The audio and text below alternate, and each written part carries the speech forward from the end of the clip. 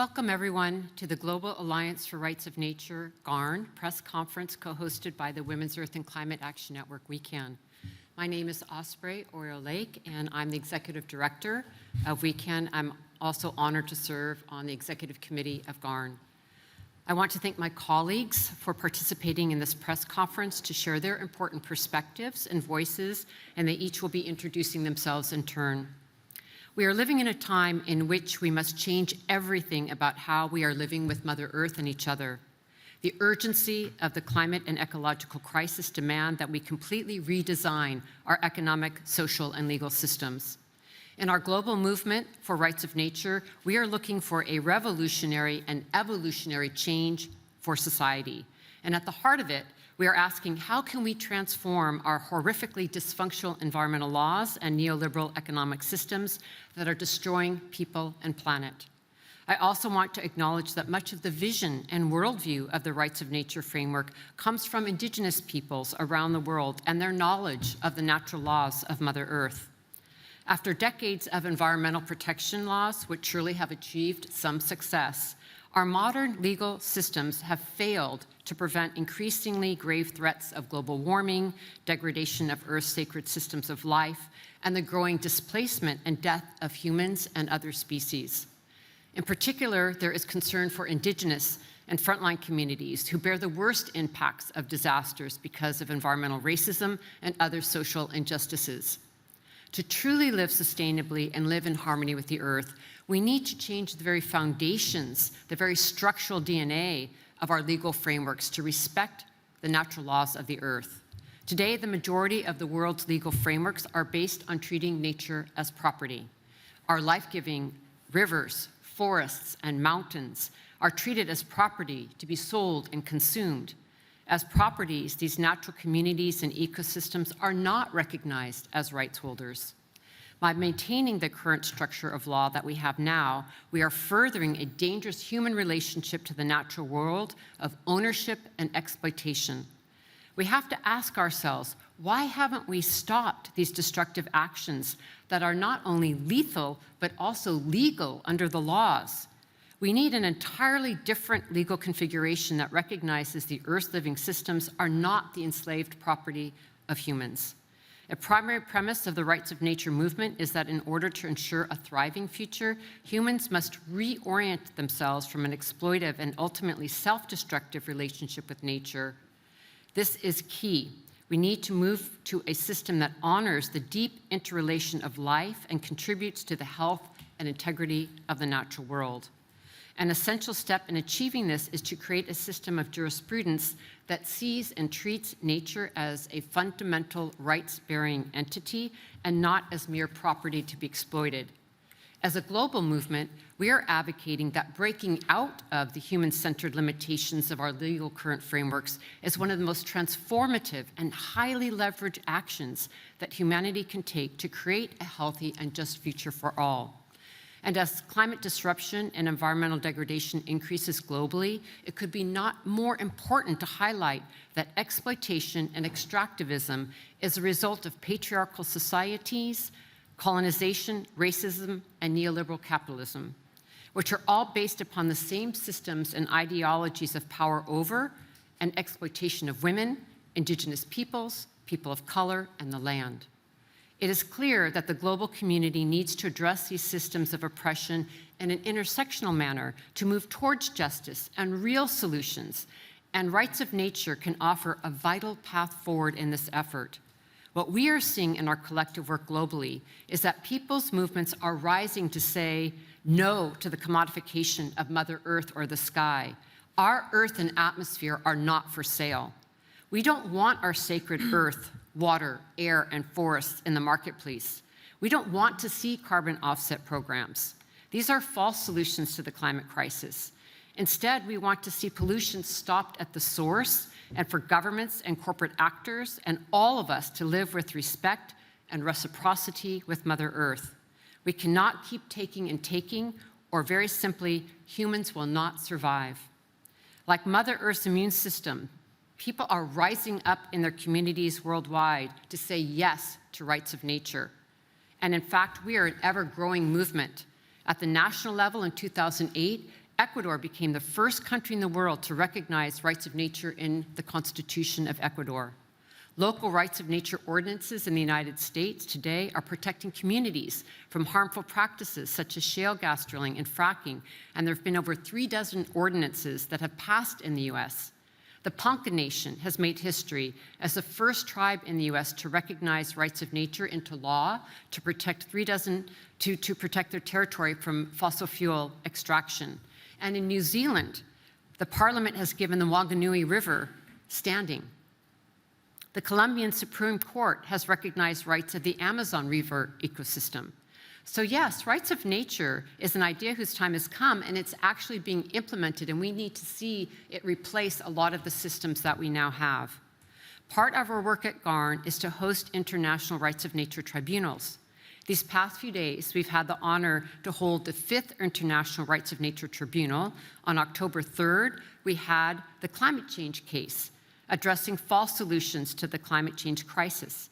And on November 4th, just yesterday, we held the Amazon case, addressing that the Amazon is a threatened living entity. And these tribal verdicts will be announced on November 7th at 9:30 a.m. during a showing of The People and Nature versus the UNFCCC at the Glasgow Film Theatre. And that will be for the climate change case. And so you can hear the verdict from the tribunal there. And on November 9th at 2 o'clock, the Amazon case verdict will be announced during the World Amazon Assembly Center for Contemporary Arts. So we have an opportunity to hear more about the tribunal at these verdict hearings. And we invite all of you to support the rights of nature efforts globally as we demand system change and a new way of thinking within the natural laws of Mother Earth. And I was very honored to be a judge for the climate change case. And I'm really excited to have my other colleagues here who were also judges for the different cases on climate change and the Amazon. And I hand the floor over to you now, Lisa. Thank you. Thank you, Osprey. So my name is Lisa Mead. I'm a lawyer. I represent the Earth Law Alliance, and I'm a member of the steering committee of the Ecological Law and Governance Association. And I'm very honored to have been asked to be a judge in the climate change case.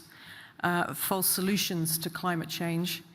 And to tell you a little bit about what we heard on the 3rd of November, we had a number of witnesses who made testimony as to the ways in which certain things that are being proposed or already happening are actually false solutions to the climate crisis. For example, carbon capture and storage, which is being touted as a possible solution, in fact, is just perpetuating the very dirty and damaging fossil fuel industry and actually giving very little in the way of carbon capture.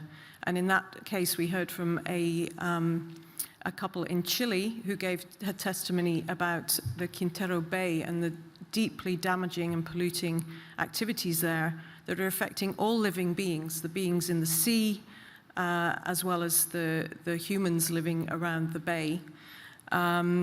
We heard how carbon offsetting is a false solution in that it's simply moving the problem elsewhere and can cause damage to communities where things are pushed onto them, indigenous communities, solutions that are pushed onto them that they may not want, or forests are grown that ultimately are chopped down in 30 years' time because they're just monoculture crops. They're not helping biodiversity or helping the earth.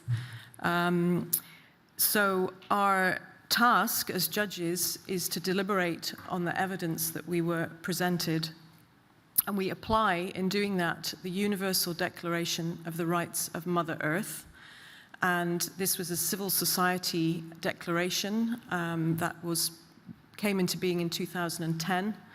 And it holds that Mother Earth is sacred, all beings on Earth are sacred, and that all living beings have rights. We all have the right to exist. And of course, many of those rights are being threatened as I speak. And the right to a habitat, the right to exist in the first place, the right to generate oneself, to evolve. These are all part of what rights of nature is about. And I would say that the most important thing to remember is that there are solutions that could solve the climate crisis that are not being discussed here, or maybe they are, but they're not getting the headlines.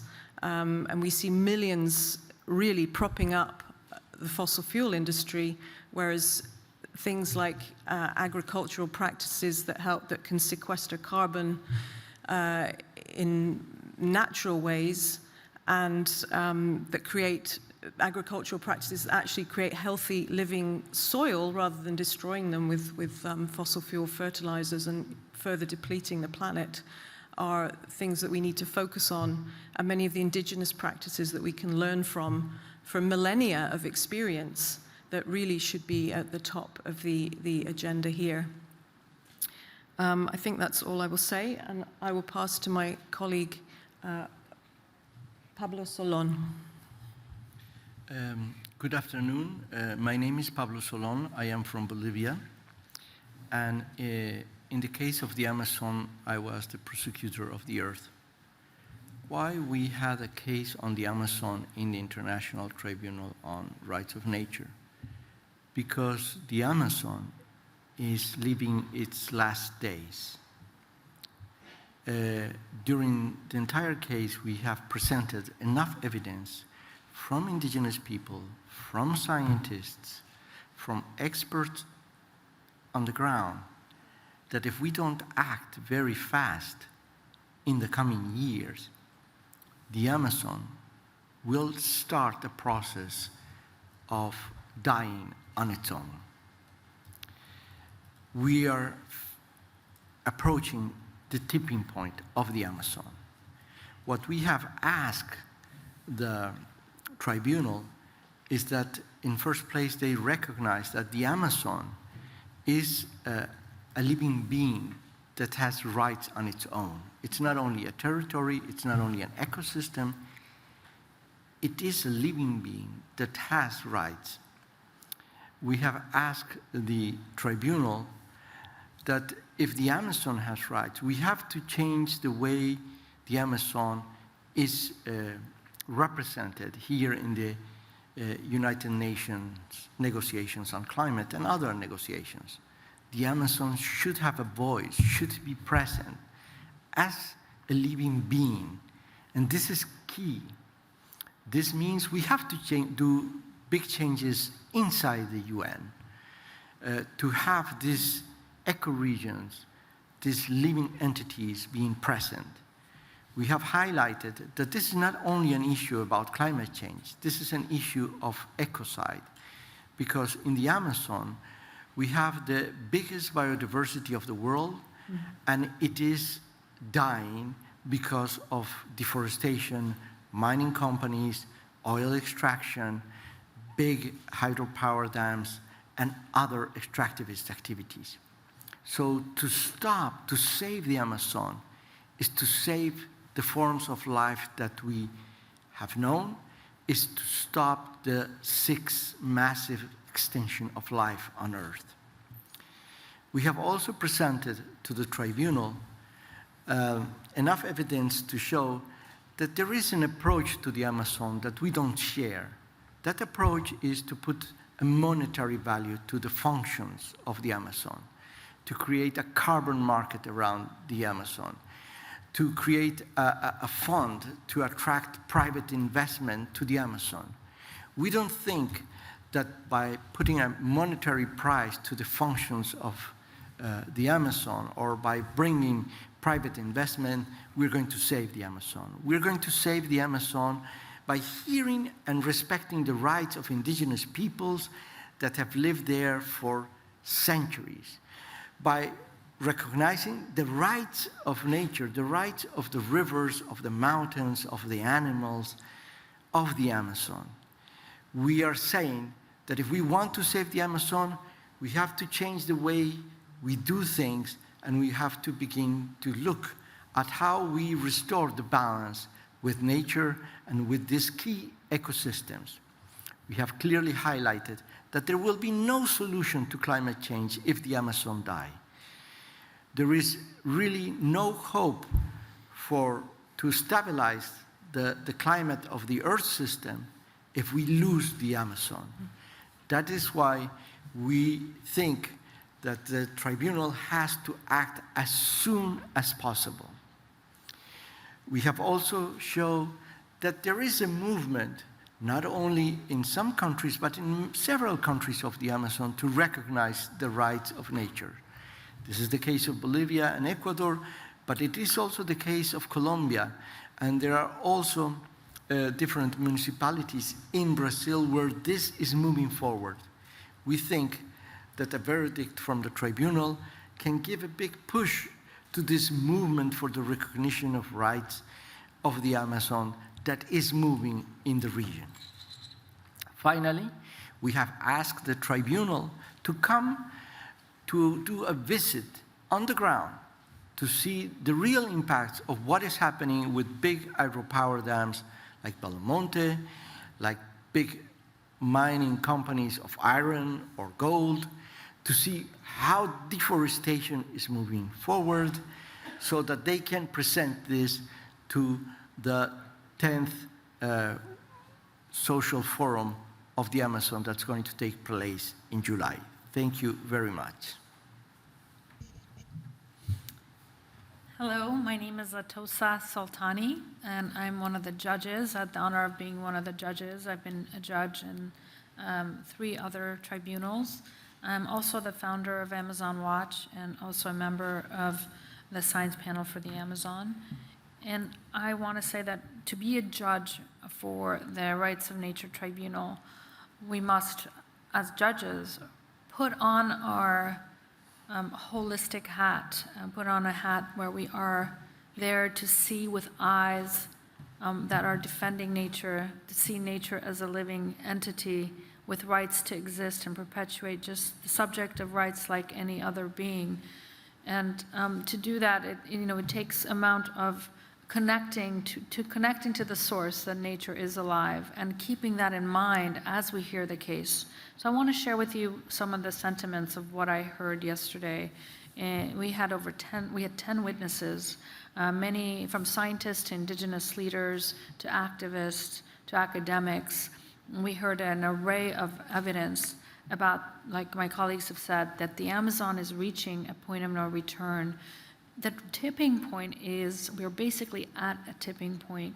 We heard from prominent Brazilian scientist and the chair of the Science Panel for the Amazon, Carlos Nobre, that the destruction of the Amazon had reached a point whereby the forest was no longer able to generate and recycle the water that it drives into the atmosphere, the flying rivers. And that those flying atmospheric rivers were at the point of collapse, and that what could pursue what would be a massive dieback of the Amazon within the next 30 to 50 years. But the tipping point for that, crossing that threshold, is now. We heard that the Amazon used to be a sink to the absorbed carbon, and that in parts of the Amazon now it is a source of carbon because of deforestation. The Science Panel for the Amazon is releasing its report on the most definitive report on the tipping point on the 12th here at COP. So I encourage you to pay attention to that. We heard that the Amazon is, from Francisco von Hildebrand, from Fundación Gaia, that oil and gas concessions now cover nearly 10% of the Amazon, that 833 dams are affecting 31% of the Amazon, that illegal mining and legal mining each are affecting 17% of the Amazon. Roads are affecting 55% of the Amazon, and so on and so forth. 17% is being affected by livestock and agriculture. The Amazon is being cut. It's being killed, death by 1,000 cuts. Now, we can fight one place at a time, but what we need to know is that to maintain the hydrological system of the planet, the rain machine, the biological heart of planet Earth, the biome's ecological integrity needs to be maintained. And all of these fragmentation and all of these things must stop. We must get to zero deforestation by 2025. We heard from Gregorio Mirabal, the head of COICA, that that questions the economic model, that it is this life-blind economic model that's behind all of this avalanche of destruction, that companies and governments must be held accountable not only to the present, not only to the rights of nature and the rights of the species that are being destroyed, and the human rights and the genocide and the ethnocide and the ecocide that is experiencing, but the rights of future generations who are going to be inheriting a world that is, in this sense. We heard about the assassinations. We heard about threats to forced defenders. We also heard about the market mechanisms that attempt to now solve the problem by expanding the value of forests and making them visible to markets. We heard about the fallacy of those. We heard about the Belo Monte Dam and Belo Sun, and these large dams and largest mines in the world now being planned for the Amazon. It was quite emotional, I have to say. This is a key moment for the Amazon. As judges, we must be able to sound the alarm bells. We did also hear about inspiring solutions. We heard from Domingo Peas, who's here today and who's available to be spoken to, one of our witnesses, about the bioregional plan for the permanent protection of the sacred headwaters, to protect permanently, to leave fossil fuels in the ground, to support land rights, well-being. There's a whole plan on how we can transition from a life-blind economic system to one that is life-seeing. Keeping fossil fuels in the ground was a theme we heard over and over, and we have to recognize that that the Paris Agreement, not once does it mention fossil fuels, that this is a flaw of the current economic and climate paradigm that is not looking at production and only looking at emissions. We have to look at nature's rights. We have to look at the Escazú Agreement, Amazon exclusion policy for investors. We have to declare a state of emergency because that's where we are. And ultimately, personhood for ecosystems, for species, for mountains and watersheds and rivers is at the heart of how we're going to do that. There are many solutions. We know that when we redefine wealth as to be aligned with the biological productivity of the earth, that both people and nature flourish. This dichotomy that we either have development or we have nature is a false dichotomy. That we show that by promoting and allowing nature to flourish, that ultimately we nourish and flourish ourselves as human beings. So thank you very much. Thank you so much, and we do have time for a few questions. I just wanted to add a little bit while you're thinking about your questions. I hope we have some from the audience. That another thing that was really important during the climate change case was a very strong presentation on the danger of geoengineering. And I really wanted to highlight that because I know here during a lot of the conversations that are in the negotiations, there's a real push as if geoengineering is a resolve to the climate crisis. So polluters can keep polluting because somehow we're going to have these techno fixes. And we heard from several experts very powerfully of the problems of geoengineering. And I think that's very important because not only is there a technical problem and scientific problems with the geoengineering experimentation, some of which doesn't even exist and is hoped to be in the future, but also it perpetuates the same mindset that we're in now.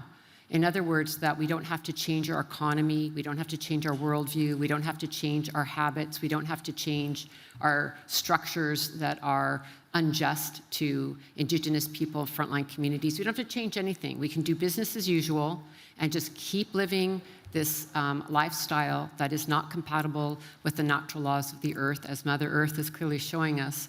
And so there's really a double problem with geoengineering. It's the scientific issues that are problematic, but also it doesn't really address the root causes that got us into the climate crisis or the destruction of the Amazon in the first place.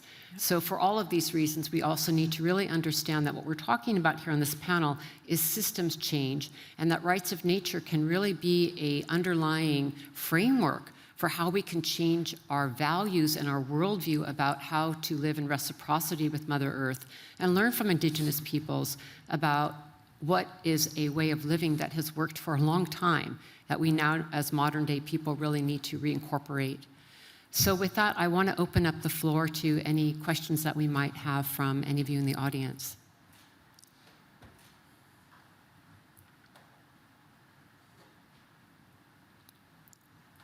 If there's no question, I'd like to, we only have a few minutes left, why don't we go ahead and give each of you a closing comment, and our time is going to be out by then. So let's just go down and give everyone a closing comment on Rights of Nature. Thank you. Stop. Okay. We definitely are at a crossroads. We have less than or barely any time to fix the place we're in. I've just come from the Friday for Futures March, and there were some very moving speeches there from Indigenous youth and youth from this country.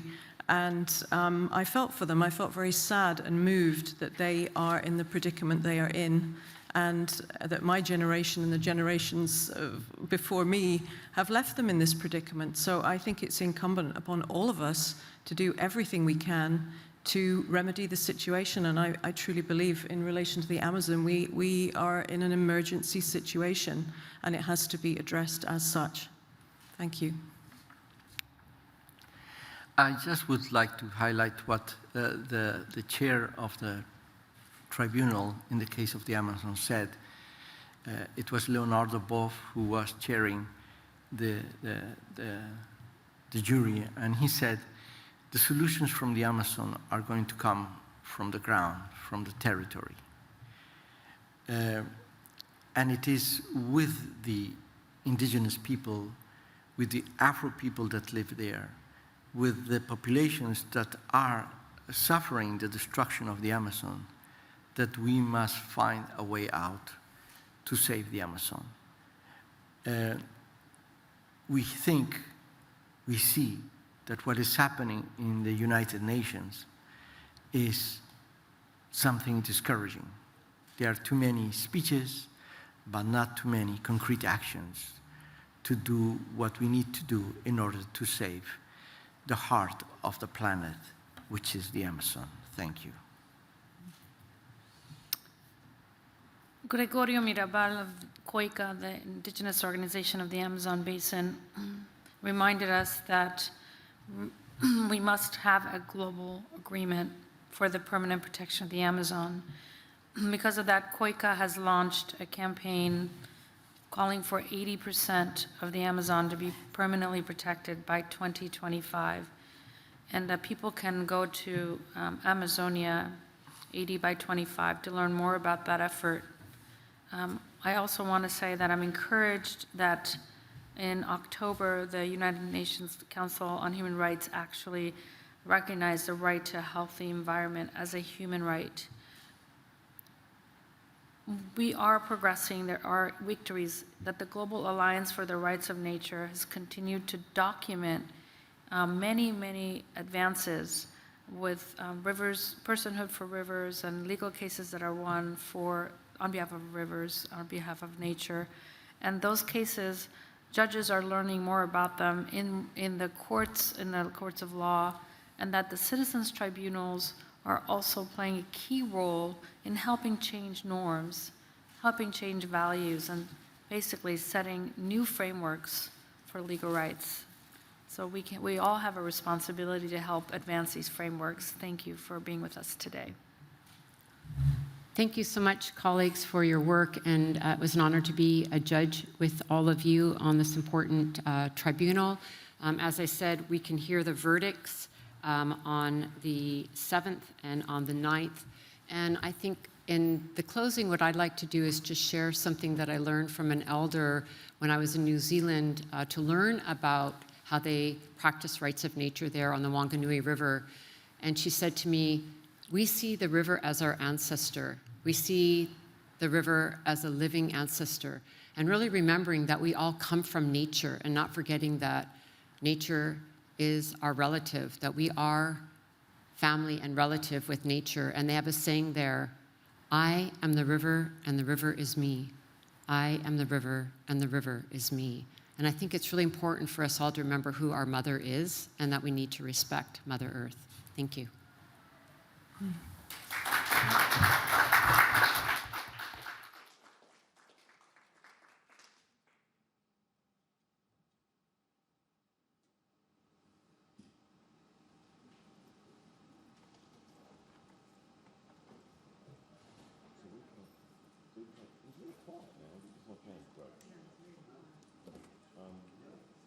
can't sort out tomorrow until post 9 o'clock. That changed. But basically we can't do what we got there. Tonight I'm going to bed at about 10.